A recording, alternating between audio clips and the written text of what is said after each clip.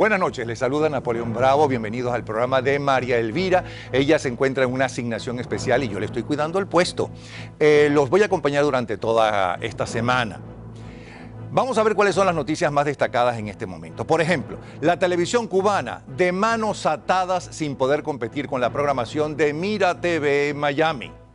Cari Rojas, directora de comunicación de la televisión en Cuba, admitió que resulta imposible competir con el denominado paquete audiovisual que se comercializa en la isla en el mercado negro en detrimento de su organismo. En este paquete o cargue, la programación de Mira TV tiene preferencia entre los cubanos.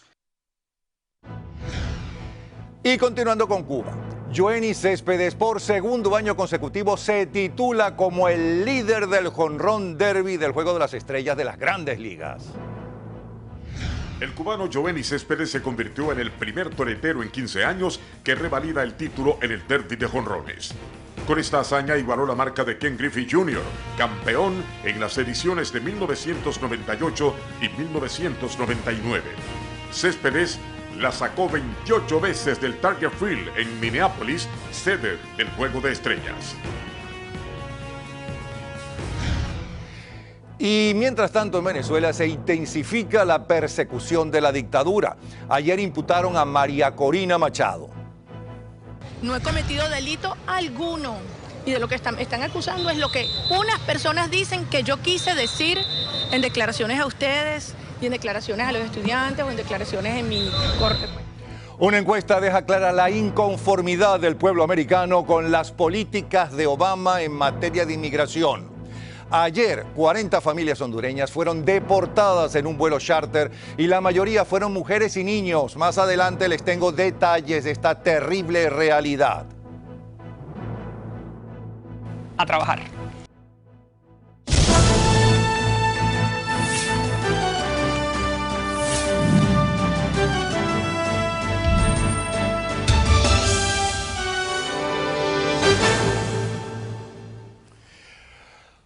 Bueno, un video captado por una cámara en un vehículo oficial de la policía tiene a toda la ciudad alarmada por la pelea callejera, nada menos que entre dos agentes del orden. Vamos a verla.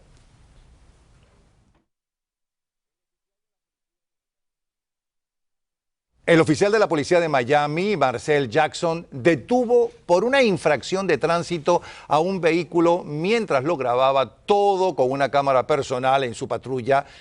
La reacción del conductor llevó a Jackson a tomar medidas para someterlo. Para sorpresa de Jackson, el infractor era David Ramírez, un teniente de la policía de Miami. ¿Qué tal? Tenemos con nosotros a Eric Padrón, exfiscal y abogado criminalista. Buenas noches. Gracias por la invitación. Mira, los policías en este país son los que mejor viven, mejor ganan y los mejor entrenados de todo el continente americano. No hay derecho que pase eso y además que no se les sancione con un castigo ejemplar. Bueno, hay cosas aquí que para mí es un misterio. Primeramente, ¿por qué el policía tenía una cámara de video personal en su patrulla? La ciudad de Miami no tiene cámaras en sus patrullas y lo encuentro interesante que este policía lo tuvo. Pero este David Ramírez, ¿qué ganó con todo eso? Bueno, no sé por qué, la razón por qué tuvo la cámara. Y segundo, no entiendo por qué... ¿Está preso? No, él no está... ¿Está destituido? Está suspendido mientras que se acaba la investigación. Y no entiendo por qué el teniente no se identificó. Todos los policías cuando están en horas de trabajo tienen su placa, tienen el arma, tienen todo. Entonces no entiendo qué fue lo que ocurrió aquí. Entiendo muy bien el comportamiento del oficial que se defendió porque para un policía lo más peligroso es cuando él para un carro. Y porque uno no sabe con qué se va a presentar la situación. Y entonces yo encuentro muy bien la actitud del oficial y el teniente. Yo no sé por qué no se identificó. Es algo muy curioso. Ahora bien, la gente le tiene miedo a la policía. Hablan de Florida como un estado policial. Bueno, eso yo no creo que nadie le tiene miedo a la policía. Uno siempre tiene que respetar a la policía. Obviamente. Pero una cosa es respetar y otra cosa es tener miedo. Bueno, yo no sé quién. Los que deben tener miedo son los delincuentes. Yo te puedo decir como abogado defensor y como ex fiscal. A mí nunca me gusta cuando me para porque voy por exceso de velocidad y lo demás. Y claro, cuando vemos estos tipos de incidentes, eso perjudica mucho la reputación de los policías. Pero en general los policías hacen un trabajo profesional y están enfrentando una serie de delincuentes en la calle que lamentablemente tenemos que utilizarlos a ellos para protegernos. Y eso justifica los maltratos a mucha gente que no hace absolutamente nada o que de repente, porque tienen 6 millas más de lo conveniente, a esa persona la multan y otras personas pasan antes y con mayor velocidad y no pasa absolutamente nada, como usted sabe que sucede. Bueno, eso, claro, eso siempre... ¿Quién decide a quién van a multar o no multar? Deberían multar a todos. El policía es el que va a determinar eso. Y segundo, cuando hay excesos de fuerza brutal, hay demandas civiles que se pueden hacer. ¿Y se ganan? Yo he iniciado 3 y hasta ahora no se puede hablar de los resultados, pero se han llegado a un arreglo no se puede hablar de los resultados, quiere decir que lo perdió. No, porque es confidencial. Cuando uno llega a un arreglo es confidencial y por eso que no lo puede decir. Pero cuando hay errores, ellos tienen que pagar las consecuencias, pero mayormente... yo estuve de fiscal 11 años. Ellos hacen un trabajo muy peligroso. ¿La gente respeta en Florida al policía o le tiene miedo? Yo creo que le tienen respeto. Miedo, porque respeto quiere decir que yo creo en su trabajo. Yo les tengo respeto y no les tengo miedo.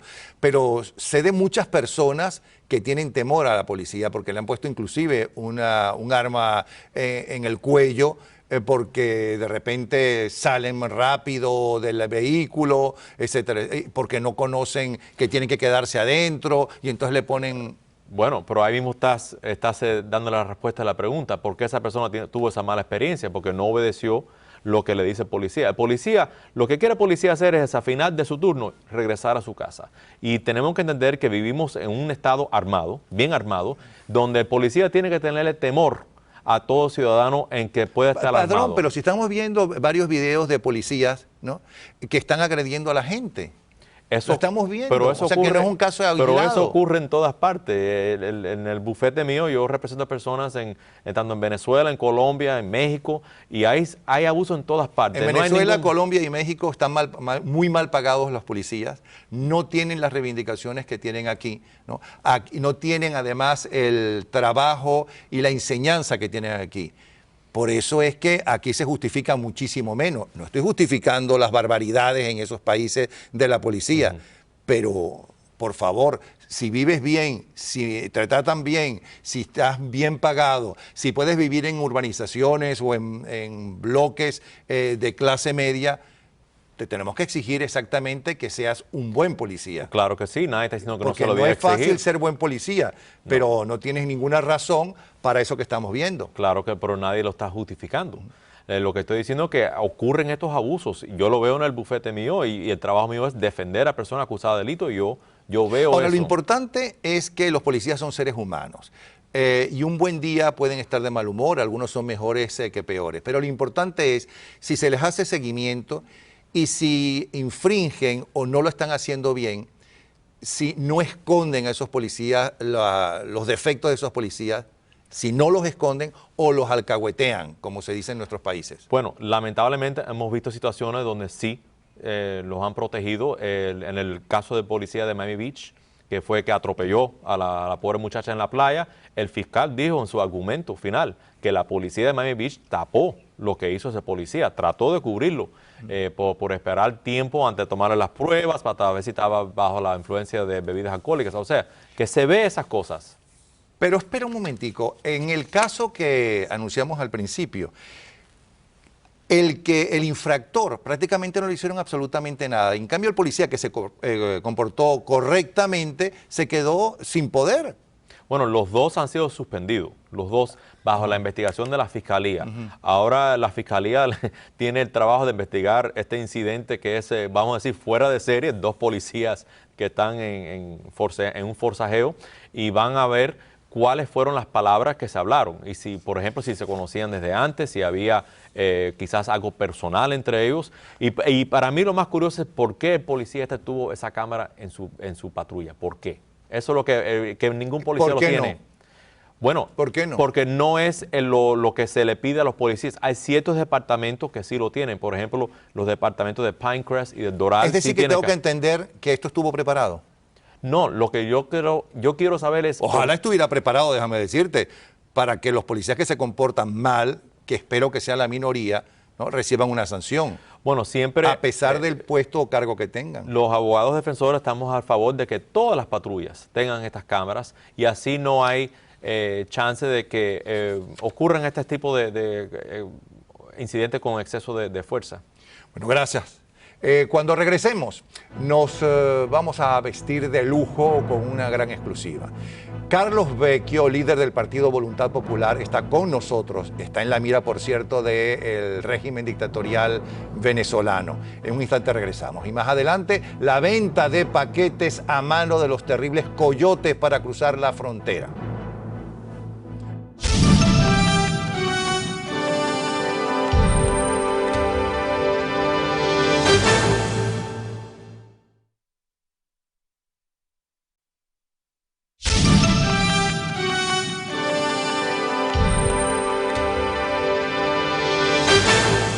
Les presento a Carlos Vecchio, dirigente nacional de Voluntad Popular en el exilio. ¿En el exilio o fugado de la justicia venezolana? Bueno, tengo una orden de detención, Napoleón, la misma que tiene Leopoldo López, en los mismos cargos, y luego de pasar 108 O sea días... que, como diría Ramón José Medina de la Mesa de la Unidad Democrática, tú te buscaste tu exilio. No, en ningún momento me lo he buscado. Yo creo que esas declaraciones de Ramón José Medina, si bien yo he tenido con él un trato de respeto cordial, creo que están fuera de lugar y nosotros ya nos hemos fijado posición frente a eso, diciendo que simplemente debe dejar el cargo que tiene en la Mesa de la Unidad. Yo creo que quienes estamos siendo perseguidos, quienes están detenidos, quienes están siendo torturados... ¿Y por qué tiene que dejar el cargo? A lo mejor él era el vocero de la Mesa de la Unidad Popular, porque hasta ahora lo que uno ha sentido de la Mesa de la Unidad Popular, o cada vez se siente más, y lo siento mucho y lo siento de verdad en el alma, es que están siguiendo el juego y que son necesarios para la dictadura. Que toda dictadura, sobre todo una dictadura de izquierda, necesita, ¿no?, el jueguito con una oposición que ellos puedan manejar. Bueno, fíjate... Y hasta ahora la Mesa de Unidad Popular, cuando mandaba a la calle y había mucha gente en la calle, la recogía. Y cuando había manifestaciones tenían que llegar hasta el sitio exacto que el dictador decía que tenían que llegar. Eso es muy sospechoso. Bueno, además, pero perdón, ¿para ti en Venezuela hay una dictadura o hay una democracia? Claramente una dictadura, ya lo hemos dicho públicamente. ¿Y hay un Consejo Nacional Electoral con el cual puedes jugar a hacer elecciones o no? Hay un poder electoral que tienes que doblegar tu esfuerzo para poder nosotros mitigar los efectos de los procesos electorales. ¿Los poderes en Venezuela son independientes, como por ejemplo en Estados Unidos? No, indudablemente que no, Napoleón. ¿Qué poderes no son independientes en Venezuela? No existe, no existe. Entonces, todos los poderes... Entonces el Consejo Nacional Electoral, que es fundamental para seguir el juego y que democrático internacionalmente... es el primero que está intervenido junto con el de la justicia. Indudablemente, Napoleón, siempre lo hemos dicho. ¿Y entonces por qué ir a elecciones? Porque fíjate que a Toledo le fue muy bien renunciando y negándose a enfrentarse. Depende de las circunstancias. Y por eso te lo digo, y en dictadura, cuando tú tienes dictadura, precisamente tienes que usar todos los caminos que tengas para permitirte a ti organizarte, tener un liderazgo y tener un mensaje. Mira, yo lo hablaba con Pompeyo Márquez, quien es un dirigente venezolano que ya tiene un señor, ya tiene como, no sé, 94 años y todavía sigue luchando por la democracia venezolana. Y él me contaba una anécdota que la tengo siempre fresca.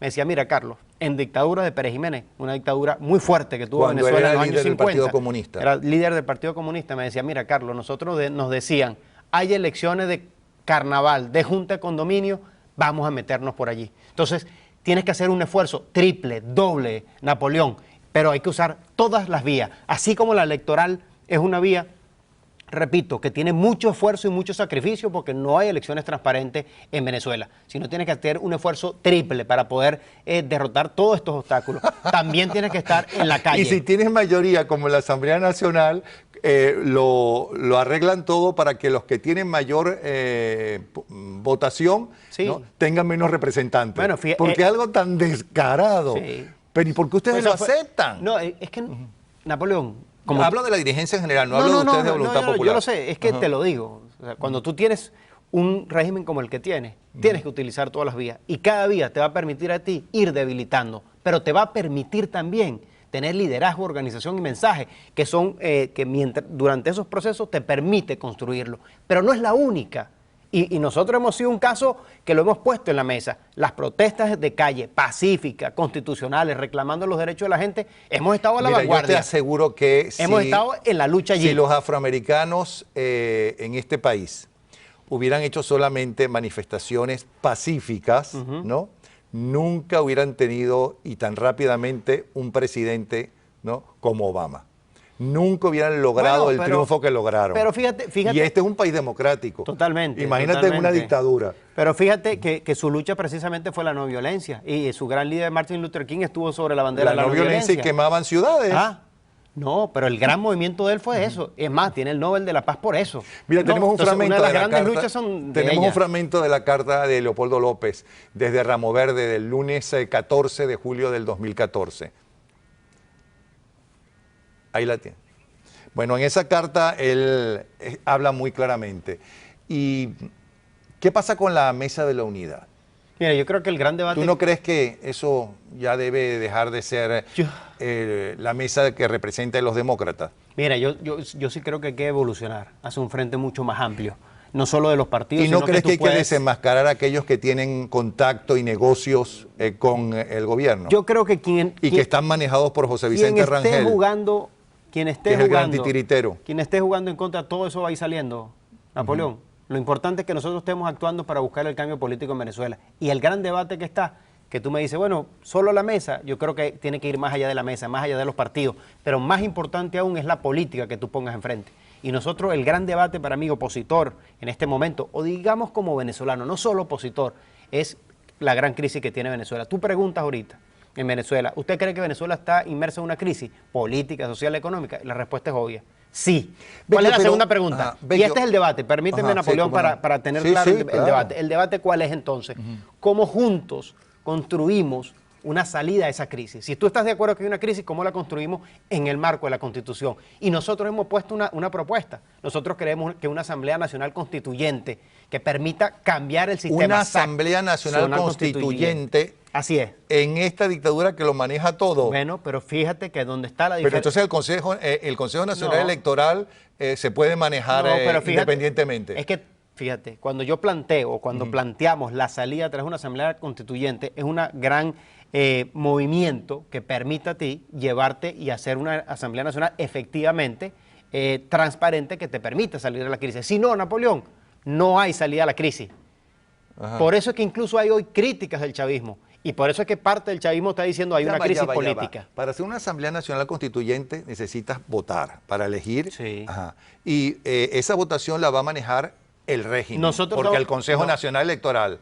Nosotros estamos planteando que cuando si tú estás de acuerdo que hay una crisis y crees que la salida es una constituyente y que esa constituyente tiene que darse de una manera transparente y que todas las partes estén de acuerdo, tú tienes que tener un proceso electoral transparente. ¿Pero qué transparencia hay si ni siquiera han cambiado a los miembros principales del Consejo Nacional Electoral que ya tienen que haber sido cambiados legalmente hace tiempo? Esa es la discusión de la transición. ¿Y qué está haciendo la Mesa de la Unidad para eso? Ese es el planteamiento Vamos a ver qué dice María Corina sobre su persecución.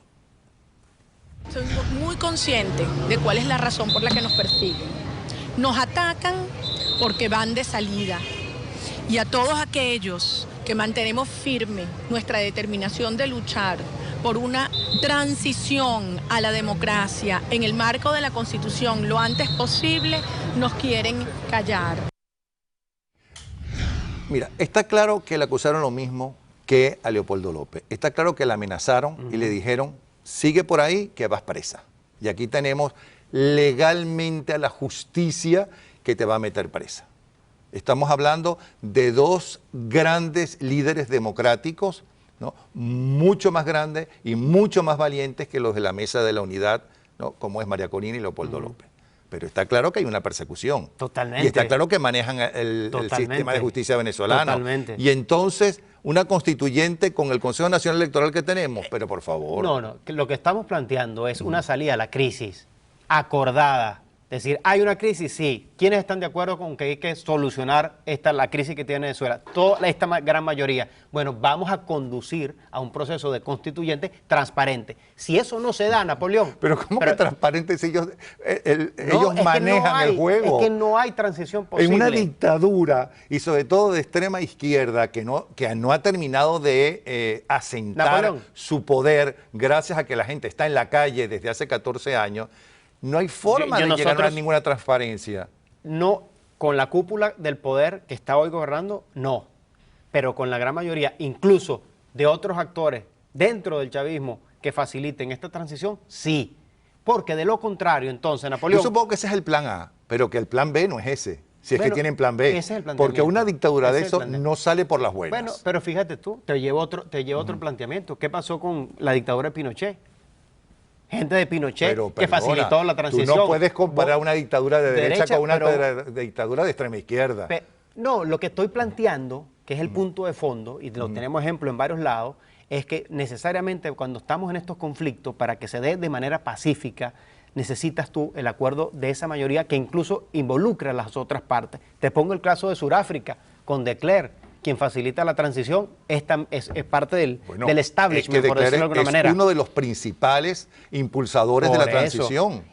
En el caso también de la venezolana en el 58, los militares de Pérez Jiménez facilitan la transición. Lo que estoy planteando en el fondo es, si reconocemos la mayoría, que incluye un chavismo, en el que caso dé una de salida, Pérez Jiménez, también da. fue que hubo unos levantamientos previos el 1 de enero y después ¿Quién hubo eran una los situación. militares? Y ¿De dónde venía Pérez Pérez Jiménez Jiménez? resulta que se va porque no se quiere enfrentar a los cadetes, porque tenía todavía el batallón Bolívar. No compare. Además, por favor, Pérez Jiménez hizo un tremendo gobierno, un gran gobierno de nacionalista, que era una dictablanda, es verdad, pero como decía el historiador Herrera Luque, los muertos de Pérez Jiménez se pueden contar con los dedos de la mano y sobran dedos. Los muertos de Maduro ya lleva solamente desde el 12 de febrero 40 y pico de muertos. Las dos son injustificables. Lo que estoy planteando es que gente del mismo establishment fueron los que facilitaron la transición. Ese es el punto. Y ese es el planteamiento nuestro de fondo también. Y es lo que está ocurriendo en Venezuela. Cuando nosotros vemos las críticas contra al sector, al chavismo, bueno, ya vienen de ellos. Eso está corriendo allá adentro. Y el planteamiento nuestro es levantarla de abajo hacia arriba. ¿Tú crees que no se necesitan los militares para sacar a esta gente del gobierno, a la dictadura? Para que caiga la dictadura. Lo más importante es que tú tengas el movimiento de la gente. Si no tienes eso, Napoleón, no hay posibilidad. Pero si la mayoría del país está en contra de la dictadura. La mayoría del país está en contra de Maduro. Lo que tienes entonces que buscar que esa se exprese. Esa es la lucha que tú estás dando. ¿Es fácil? No lo es, Napoleón. Pero por no favor. lo es. No, yo creo que ustedes, a menos que lo hagan justamente para estar en la calle y poder hablar y tratar de convencer a la gente y que la estén uniendo y estén hablando con los militares democráticos que quieren hacer que se respete la Constitución, ¿no? Yo creo que tú eres de los que creen que los niños los traen la cigüeña. Si no hay un movimiento de calle, popular, no hay cambio posible en Venezuela. Pero la gente no lleva 15 años en la calle en Venezuela. No de la manera para producir el cambio político. Si tú comienzas a ver, y a veces nosotros nos gustaría que los cambios en sociedad se dieran de un día para otro. Y no es así. Venezuela sufrió un proceso de transformación muy duro. Yo no te voy a preguntar si están hablando con los militares, porque sería imprudente, pero espero que lo estén haciendo. Y yo te voy a decir algo. Espero que lo estén haciendo. Yo te voy a decir algo, Napoleón. Cuando tú tienes una sociedad que ha sufrido lo que ha pasado en Venezuela, las sociedades toman sus tiempos para sus cambios, para digerirlo. Y yo puedo decir ahorita, después de toda esta lucha que hemos dado, que a partir del abril del año pasado, de ese proceso de elección, Venezuela está experimentando un proceso de cambio político que toma su tiempo digerirlo en la sociedad para que efectivamente se produzca en todos lados. Y eso va a afectar a todos hoy quienes están en las instituciones, incluyendo el mundo militar, porque el mundo militar son seres humanos venezolanos que sufren la crisis. En Venezuela está pasando lo mismo que pasó, por ejemplo, en la Alemania pre-Hitler. Gente brillante, talentosa y demás, con un liderazgo que no servía absolutamente para nada y que llegaba a acuerdos con Hitler y fue el que subió a Hitler. Excepto ustedes los más jóvenes, los estudiantes y demás, el liderazgo venezolano que está ahí en la mesa de la unidad es justamente esa gente por la cual el pueblo venezolano se hartó porque estaban hartos de los adecos y los copellanos, que tiene mucho mérito en las primeras décadas del país, que hicieron mucho en Venezuela, pero que los sucesores de esos fundadores se olvidaron y empezaron a hacer negocios y le dieron la espalda al pueblo. Ahí está Henry Ramos Alup. Uno es Henry Ramos Alup, por ejemplo. Ahí está Eduardo Fernández. Sin quitarle los méritos y la preparación de ellos, pertenecen al pasado y están totalmente desprestigiados. Esos son los que van a tumbar a la dictadura. Mira, como te dije, nosotros necesitamos un frente amplio que involucre a la mayor cantidad de personas. El pueblo de Venezuela, a mi modo de ver, identifica quiénes son los que van a conducir ese proceso. Y es muy claro quiénes son los que están conduciendo el proceso en este momento. Los que están es decir, presos o perseguidos solamente. El nuevo liderazgo. Ojalá. Entonces la gente ve quién hace las cosas y quién no, quién le está jugando honestamente y quién no. Entonces, ¿qué es lo que tienes que hacer? El trabajo de estar en la calle con la gente, escuchando. Lo que hace un dictador, lo que hace una dictadura es meter presos a los que les ponen en peligro su seguridad. Por eso Leopoldo López está preso, por eso persiguen a María Corina Machado. Es una dictadura. Cuando tú enfrentas un régimen como el que tenemos en Venezuela, una dictadura del siglo XXI, efectivamente ese es uno de los riesgos. Y vas a ir al diálogo con ellos. Y ellos saben dialogar.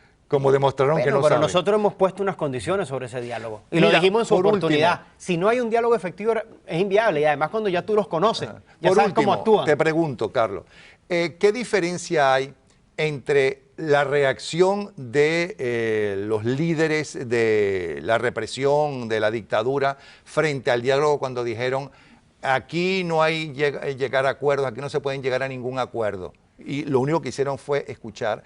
Y la Mesa de la Unidad y su reacción, que primero no fueron elegidos democráticamente, sino entre ellos mismos. Y lo que hicieron con Leopoldo López, que lo abandonaron como abandonaron a los estudiantes. Porque yo no he visto a ningún dirigente de la Mesa de la Unidad junto con los estudiantes. Yo he visto a María Corina Machado, yo he visto a Leopoldo López cuando no estaba preso, pero lamentablemente ni siquiera a Capriles lo he visto. Que sí ha dicho el otro día que no debe haber ningún preso, ¿no? Sí. Después de la metedura de pata de su compañero.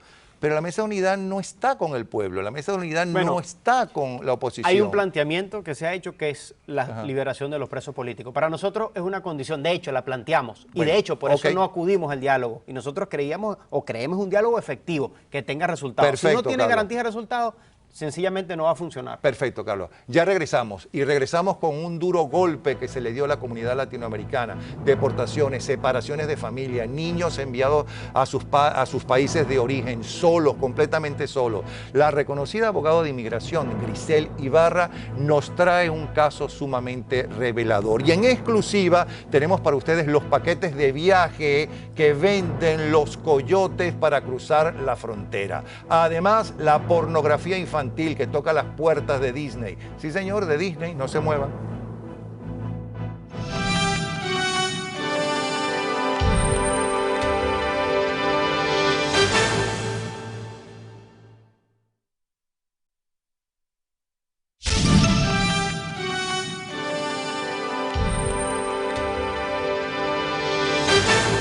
Está con nosotros la abogada de inmigración Grisel Ibarra.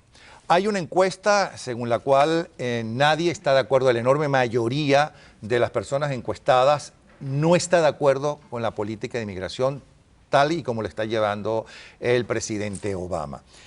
Frente al manejo de la crisis migratoria por Barack Obama, la mayoría, el 58%, la desaprueba. Los independientes, porque ya sabemos que los republicanos tienden a aprobar todo lo que dice o buena parte de lo que dice Obama y los republicanos a rechazarlo, ¿ok? Pero los independientes, el 60% está en contra. Y en cuanto al manejo de la crisis migratoria por republicanos en el Congreso, la mayoría está en contra, el 66%, y de los independientes el 65%. Es decir, la mayoría de este país no está de acuerdo. ¿Por qué cree usted que no esté de acuerdo? Porque no saben lo que está pasando. ¿Y qué es lo que está pasando? No entienden lo Dígale que está pasando. usted qué es lo que está pasando para que esté de acuerdo o desacuerdo. El problema que tenemos es este. Tenemos un país que está pasando por una situación económica caótica. No hay dinero. Le estamos diciendo a los ancianos, a las personas lisiadas, no hay dinero para esto, no hay dinero para lo otro. Y sin embargo, entonces las personas están entrando al país. Entonces, ¿qué pasa? Que el americano no entiende lo que está pasando. Este país se rige por los dólares. por lo que tú ganes y por lo que tú cuestes y por lo que tú valgas. Sé qué pasa, que al momento que ellos ven, por ejemplo, estos niñitos, lo que piensan es, nos van a costar tanto. Entonces, para esa persona, la inmigración debe de ser que tú te vayas para tu país, no que tú vengas para acá. Ese es muchos de los americanos miran... Aunque la mano de obra que es de inmigrantes y la mayoría indocumentados podría paralizar el país y dejan de trabajar un día, como han sido amenazados. Exacto, pero eso no va a pasar. No va a pasar, porque la gente tiene una necesidad increíble, entonces no va a pasar, ellos lo saben. Entonces, ¿qué pasa? Por ejemplo, lo que está pasando con los niños ahora. Nadie se esperó que llegaran 60,000 niños. No sabemos qué hacer. Entonces, de acuerdo a las leyes americanas, tú tienes que darle representación legal a estos niños, le tienes que dar una oportunidad de expresar su miedo de regresar. Aquí está la planilla que tienen que llenar. La planilla tiene 10 páginas. ¿Me comprende? 10 páginas de preguntas, mírala, de arriba abajo. ¿Desde cómo se llama hasta qué cosa? De todo, tu mamá, tu papá, de esas cosas que... Acuérdense, en este país los niños desde que nacen los entrenan tu nombre, tu dirección, tu fecha de nacimiento. En esos países no. Muchas de estas personas que están viniendo no saben ni leer y escribir, pobrecitos. Entonces, ¿qué pasa? Que la oportunidad que van a tener estos niños, por ejemplo, de presentar sus casos, son oportunidades que no se sabe cómo se va a hacer, porque ¿quién los va a representar? Entonces, ahora se para Barack Obama y dice que quiere $3 billones para la crisis que está pasando. Y al americano se le suben los pelos, pero como $3 billones. Si en este país hay niños que están pasando hambre, hay viejos que están viviendo en la calle, hay personas que duermen en los carros. Y eso es lo que pasa. Le tenemos que explicar que aquí hay dinero para todo, que lo que tenemos que hacer es emplearlo de una manera correcta para poder ayudar a las personas que necesitan nuestra ayuda. Y también presionar a esos países centroamericanos, no a los países, sino a los dirigentes de esos países que tienen un desastre en cada uno de esos países, vamos a estar claros, ¿no? Y que empiecen a resolver sus problemas sin esperar que otros se los resuelvan. Te voy a decir una cosa con todo respeto, son unos descarados, porque cogen el dinero de los Estados Unidos, se lo meten en sus bolsillos y la gente pasando hambre. Ahora, lo que hay que hacer es decirle, mira, el dinero no te lo vamos a dar a ti, presidente, ni a ti, no, se lo vamos a llevar al pueblo. Vamos a fabricarle casas, vamos a fabricarle colegios para que el pueblo use ese dinero. O en los acuerdos que se lleguen, no solamente por lo de la inmigración, etcétera, sino por todo, en los préstamos que se le dan, hay una cláusula que diga que primero el Estado que está dando o el país que está dando ese dinero, ¿no?, tiene la potestad de vigilar cómo va ese dinero. Claro. Y se hace responsable tanto el ministro encargado de eso como el presidente de ir a un juicio en tribunales internacionales si roban o no cumplen. No les interesa. A la vez que se lo hayan robado, ¿qué nos va a llevar a juicio? El juicio se mete en 20 años, disfrutan todo el dinero y después se mueren y se acabó. O sea, no tienen... Ese es el problema que, o sea, lo que está pasando en Centroamérica es tan difícil. Otra cosa, usted que es abogada, ¿cómo es eso de que hay unos padres tan irresponsables? Porque yo no creo en eso de pobrecito el pobre porque es pobre. Creo que el pobre no debería ser pobre, ¿no? Que hay que darle trabajo, que hay que darle educación para que deje de ser pobre con su trabajo. Pero ¿cómo es eso de que hay unos padres que mandan a sus hijos solos a través de esos gángsters que son los coyotes, ¿no?, para esto? A esos padres hay que enjuiciarlos, hay que buscarlos y enjuiciarlos por abandono de los hijos, ¿no?, por maltrato a los hijos y por exponer a sus hijos a lo peor. Yo te voy a decir una cosa. Si yo vivo en un país donde no hay educación, no hay dinero, no hay comida, no hay zapatos, no hay agua y no hay nada, yo no tengo hijos. No los tengo y se acabó. Lo que pasa es que tienen metido en la cabeza que vamos a multiplicar y multiplicar. Yo estoy segura que si ahora alguien viene a decirnos, van a decir que no multipliquen más, que subrayen y dividan. O sea, porque ya la multiplicación no está dando. Entonces, ¿qué pasa? Estos mismos países se están sacando la obligación de ayudar a sus niños mandándolos para acá. ¿Tú te crees que Guatemala no sabe que los niños están saliendo, que Honduras no lo sabe? ¿Y México? No, los mexicanos no se pueden quedar. Los mexicanos, hay un acuerdo. No, el gobierno mexicano y las autoridades mexicanas que dejan pasar a toda esa... Pero claro, lo que les están pagando. El negocio debe ser... Mira cómo es. Cuesta más o menos entre $7 y $10,000 traer un menor para acá. Vamos por partes. ¿Cuánto tiempo demora el proceso de devolver a los niños? Depende de lo que quieran. Por ejemplo. Ya ayer se fueron 40. Se fueron y hoy se van otros tantos. Pero ¿cuánto tiempo demora? ¿Esos muchachos cuánto tiempo estuvieron retenidos? Esos que se fueron ayer. Unos meses, había algunos que estaban unos meses. Lo que pasa es que, de acuerdo a las leyes americanas, tú les tienes que dar una audiencia frente a un juez. Los jueces de inmigración, hay 270 y pico jueces para toda la nación. O sea, no están equipados para esta crisis que está pasando, pero ya están mandando a los jueces de otros lugares a que se sienten en New México, en Arizona, en Texas, en California, para que escuchen las reclamaciones de estos niños. Estos niños no saben dónde están parados. Por cierto, ya que usted lo mencionó, ¿y qué pasa con los niños americanos nacidos aquí que están en la calle, que viven en la calle? Ese es el problema. Cuando tú te paras a frente del Congreso americano, como está diciendo el presidente, y les dice, necesito 4 billones o 3 billones para ayudar a niños extranjeros. Y entonces te dicen, bueno, pero... Que ya los congresistas ya hablan de que esto es una invasión, por cierto. Es una invasión. ¿Y los americanos qué? ¿Y los niños americanos qué? Es una invasión de necesidad, de humanidad, pero es una invasión. ¿Y cómo le justifica a los antiinmigrantes toda esa cantidad de dinero que está pidiendo Obama? Ese es el lío que tenemos. ¿Cómo lo vamos a justificar? ¿Me comprende? Y eso es lo que está pasando. Mira, no sé si viste que creo que fue en California, que en una cuadra estaban los antiinmigrantes, en la otra cuadra estaban los que estaban en favor de la inmigración y se empezaron a entrar a golpes. ¿Por qué? Porque, o sea, hay un conflicto tan grande. Lo que hay que hacer es, número 1, evitar que sigan viniendo. Hay que buscar la manera de que no vengan más. Hay que enjuiciar a los que están aquí diciéndoles que cuando esos niños lleguen aquí les van a dar de todo. Les prometen Disney World, lo que tienen es una cárcel. Y los padres son ignorantes, son personas, pobrecitas. Pero si incumplen con las leyes y con el derecho que tiene y la obligación que tiene todo padre de abandonar a sus hijos, ¿no? No, de criarlos, no de aunque abandonarlos. ignoren la ley, tienen que ser sancionados, enjuiciados y sancionados. ¿Pero quién los va a sancionar allá en Guatemala y en El Salvador? No, aquí. ¿Pero cómo lo vas a sancionar aquí si aquí no están? Los padres están allá. No, pero hay padres que desde aquí mandan los $6,000 que les cuesta, ¿no? Para que vengan sus hijos solos. Sí, pero solos. mira, no, fíjate cómo es, son 6,000 a 7,000 si llegas. Si no llegas, el coyote nomás que te cobra la mitad, porque sabe que la otra mitad la vas a tener que emplear en poner la fianza para que el chiquito pueda salir. Bueno, ya vamos a hablar de eso en un momento, ¿sí? Muchísimas gracias. ¿Cómo no? Yo quiero hablar sobre justamente los coyotes, el tren ese del cual hablan, que cerraron, que llaman La Bestia. La Bestia. Buenas, ¿cómo está? Mucho gusto. Bienvenido. Gracias, Napoleón. Bueno, hábleme, Herrera, de qué es eso de La Bestia que por fin el gobierno mexicano, ¿no? Va a impedir que se coloquen esos inmigrantes en el techo del tren. Correcto. Para cruzar la frontera o para acercarse a la frontera. Exacto. Hábleme de eso. Bueno, La Bestia es Para que la gente sepa exacto. la responsabilidad que tiene también el gobierno mexicano en lo que está pasando. Correcto. La Bestia es un tren de carga, un tren que exclusivamente para traer diferentes productos a través del territorio mexicano. No es un tren de pasajeros, para comenzar. Para empezar. Por esa razón, las personas vienen en la parte de arriba y se le ha puesto La Bestia porque vienen encima del tren y le llama obviamente La Bestia porque es un tren que va evolucionando a lo largo del territorio mexicano y en su trayecto tienen curvas, tienen frenos, entonces mucha gente se cae, es mutilada,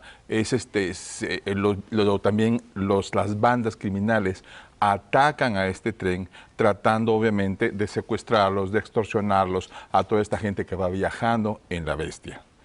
Esta historia del tren no es nueva. El problema de la migración centroamericana... Como la corrupción tampoco es nueva. Correcto. ¿no? Como la complicidad de autoridades tampoco es nueva. Por ejemplo, este flujo de centroamericanos no es nuevo, comenzó desde las guerras civiles de los años 80 y se ha ido incrementando tiempo más tiempo.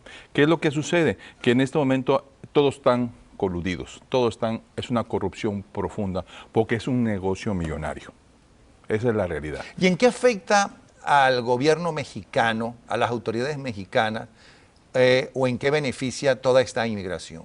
Bueno, ¿Por qué la permiten por décadas? Exactamente. Al principio yo creo que se hicieron, obviamente eso existía, siempre ha existido, ha sido un secreto a voces, porque esa es la verdad. Se hicieron la vista gorda porque son unos populistas. ¿No? Y porque además, como te diré, no voy a tomar la responsabilidad de un problema que no es mío. Bueno, si México no toma responsabilidad de sus propios problemas. México es simplemente un puente de tránsito de estos centroamericanos que son hondureños, salvadoreños y guatemaltecos. Entonces, el problema realmente son de estos países. Esa fue un poco la actitud de México, ¿no? Entonces, realmente, mientras pasen por México y se van para Estados Unidos, a mí no me importa que pasen, ¿me entiendes? Ahora, ¿qué es lo que sucede con esta crisis que explotó en la frontera con México y el problema que Estados Unidos está enfrentando, la administración Obama está enfrentando, se hace una crisis humanitaria. El problema, lo que hace un momento tú comentabas, los mexicanos no están, los niños mexicanos no están incluidos en esto, porque los niños mexicanos si entran a los Estados Unidos, inmediatamente lo deportan a la frontera y lo sacan y lo mandan a su casa. Con los niños centroamericanos no lo pueden hacer porque no pueden deportar a esos niños centroamericanos a México. Por esa razón fue el primer vuelo ayer y hay otro vuelo más a los primeros niños hondureños que fueron ya deportados a San Pedro Sula. Esa es la realidad. Ahora, ¿qué les pasa con México? El secretario de Gobernación... ¿Y por qué México no ha cerrado sus fronteras con el resto de Centroamérica en el sentido de que no sigan entrando ilegales para empezar a México? Exacto. Justamente lo que te voy a explicar. ¿Qué es lo que sucede? El gobierno del presidente Enrique Peña Nieto ha tomado la decisión a través del secretario de Gobernación de regular el tráfico de la bestia. ¿Cómo es regular? Primero hay que controlar la frontera sur de México, que la entrada por el río Suchate es muy fácil. Tú puedes pasar por unos cuantos dólares navegando en una llanta de camión y eso es una cosa que todo el tiempo se hace. ¿Qué es lo que va a hacer el gobierno mexicano ahora? Primero, regular documentación de los centroamericanos que pasen a México, darles permisos nomás locales y regionales que pueden avanzar ciertas millas, nada más, pero que si no tienen documentos van a ser detenidos y deportados inmediatamente a sus países para evitar que avancen en la bestia a lo largo del territorio mexicano. Segundo, ¿qué es lo que se va a hacer? Se van a controlar las fronteras tanto en los estados que dan con Belice, como son Quintana Roo, y también los estados de Campeche, Tabasco y Chiapas, con la frontera con Guatemala. Eso es lo que ha anunciado. Eso es lo que se va a hacer. ¿Eso es lo que van a hacer de verdad? Van a regular el control de la bestia. Yo no sé cómo le van a hacer, porque son miles. Por la tradición de nuestros pueblos. Atención, nosotros no estamos en contra de los inmigrantes, al revés, este país es de inmigrantes. Y los inmigrantes y la buena parte de los indocumentados, tanto mexicanos adultos como centroamericanos, como de otros países, son los que mueven, es la mano de obra de este país. Lo que estamos en contra es que se maltrate y se utilice a los niños. Correcto. Y manden a unos niños, a unos menores de edad, aunque sea con sus padres, solos, a través de varios países. Eso es lo que no se puede permitir ni a esos gobiernos por los cuales ellos, por los países que ellos pasan, y mucho menos a sus padres, por mucho que quieran tener a sus niños, porque están arriesgando la vida Correcto. De los niños. Y tú acabas de apuntar una cosa muy importante. Muchos de sus padres están aquí en los Estados Unidos y han mandado el dinero, han contratado los coyotes desde aquí para que lo traigan. ¿Por qué? Porque esas personas centroamericanas, muchos de ellos no tienen documentos. Son personas indocumentadas en los Estados Unidos, que ya están en los Estados Unidos, que han podido ahorrar o han sacrificado mucho dinero para poder mandar esos $6,000, $5,000, $10,000 al coyote. Que en este programa hay una cosa que se llama, que se me da, es un término bastante desagradable, que es coyote travel, sí. O pollero travel, en el cual se pagan $6,000 y tienen la oportunidad, la madre con el niño o el niño con otros adolescentes, a hacer el intento de pasar por México 1 o 2 ocasiones. Si no se les devuelve el dinero porque tú pagas por adelantado, por así decirlo, si pagas los $6,000 y no se te devuelve ni un centavo, y ahí hay tu suerte si no te agarra la migración. Ellos cumplen con llevarte a la frontera con Estados Unidos y de ahí en adelante es cuestión del inmigrante que pueda pasar. Gracias, Jorge Herrera Monroy. No lo presenté, presenté ahora. Excelente periodista, además con un programa radial, Palpitar México. Correcto. Y una página web también. ¿También? Estamos en Facebook. Y al regresar, la relación entre los pedófilos, sí señor, y Disney, realidad o fantasía. No se muevan.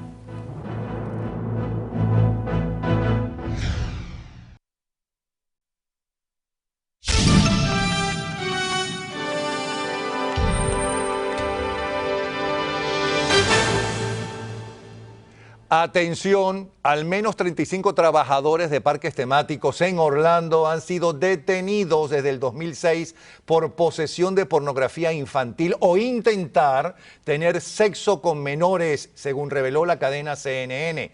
Un total de 32 empleados, 32 entre dependientes de tienda, trabajadores, guías turísticos y personal de seguridad han sido ya condenados por delitos sexuales relacionados con menores.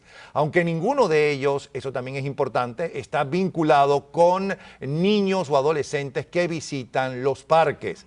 Varios de los empleados arrestados de los parques temáticos de Disney eran portadores de archivos y videos videos de pornografía infantil bajados a través de Internet. En un comunicado remitido a CNN, Jackie Waller, portavoz de Disney, señaló que proporcionar un medio seguro a los niños y los familiares es que la empresa se toma muy en serio, con investigaciones previas de los antecedentes penales del personal que se contrata. Tenemos como invitada a la doctora Cristina Balinotti, que es psicóloga clínica. Bueno, no es nada nuevo que los pedófilos evidentemente tratan de estar donde hay niños. Por supuesto. Y donde hay niños son los parques temáticos, entre otros. Claro, por supuesto. ¿Qué pueden hacer los padres para enfrentarse a eso? Bueno, como siempre... Para prevenirlo. En principio, para prevenirlo, los padres tienen que estar más cerca de los chicos, sin duda. El 80% de los niños molestados por pedófilos son niños que no tienen un hogar que los contiene, que no tiene una madre cercana. Es decir, que el único antídoto, la única vacuna contra este tipo de cosas es estar los padres presentes. Si vamos al parque temático, bueno, estar con ellos. Y ojo en la familia. Que uno de los problemas que tenía, por ejemplo, los parques de Disney es que hay padres que dejaban a los niños todo el día solos en el parque mientras ellos iban a trabajar. Bueno, ¿Usted cree posible eso? Sí, lo creo posible, desgraciadamente, y te digo, no me preocuparía tanto por el tema de los empleados en los parques, sí me preocupa la familia. Casi el 60% de estos casos suceden con familiares, con amigos, con gente cercana a la familia. Es decir, que, ojo, esto es algo que está más cerca del hogar que más lejos. Entonces tenemos que prestar atención y no confundir criminalidad con patología. En este caso, el pedófilo es una persona que casi se dice que tiene esa forma de ser. No es un paciente psiquiátrico, sabe lo que hace. Ok. No todo el mundo puede trabajar en los parques de Disney o de Universal o de SeaWorld, ¿verdad? Sí. Tienen que llenar unas planillas, etcétera, etcétera. Y así todo son miles de personas. Sí. ¿Cómo se puede defender Disney de que no se le infiltren a algún pedófilo? Bueno, lo que tienen que hacer es pagar un background check, es decir, un chequeo del pasado de cada empleado, vale $15 y lo tiene que hacer. Aparentemente no lo hace por querer de alguna manera ahorrar esa cantidad, lo cual me parece un absurdo de proporciones gigantescas. Bueno, pero a lo mejor no reúne ningún antecedente. Que tienen que si no utilizar un polígrafo. No, pero es que puede haber no solo pedófilos, puede haber criminales, gente pero que usted dice que no lo tienen. Porque usted dice que no hacen, es decir, los contratan, pero no le hacen la averiguación de antecedentes. ¿Y qué puede hacer entonces un padre que, porque no es solamente en un parque que puede haber un pedófilo, sí, que ya aclaramos que en ningún parque de Disney hubo ninguna falta contra los niños? Claro, claro. Ok, pero ¿qué puede hacer? Porque está por internet, ellos pueden meterse y conocer a pedófilos a través de internet. ¿Qué puede hacer un padre? Bueno, los padres no pueden estar todo el tiempo vigilándolo encima. No, pero claro, lo que pasa es que hay que incorporarle un sentido de protección al niño que solo los padres le podemos dar. Es decir, hay que decir, el tema de la computadora, no pueden estar prendidos de la computadora. Nosotros tenemos que ingresar al dormitorio y saber qué es lo que hay, qué material están mirando. Es decir, de nuevo volvemos al comienzo, Napoleón. Necesitamos más padres en el hogar para que estas cosas no afecten a nuestros chicos. Porque pedófilos hubo siempre. Sí. Los griegos eran pedófilos y tenían una filosofía muy particular respecto de eso.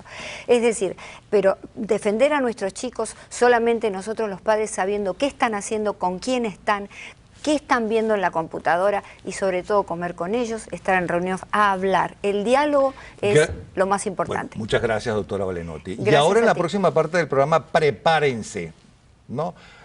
Porque el sexo femenino es de terror cuando está molesto. Ya verán lo que una gatita le hace a un cocodrilo. Ya regresamos.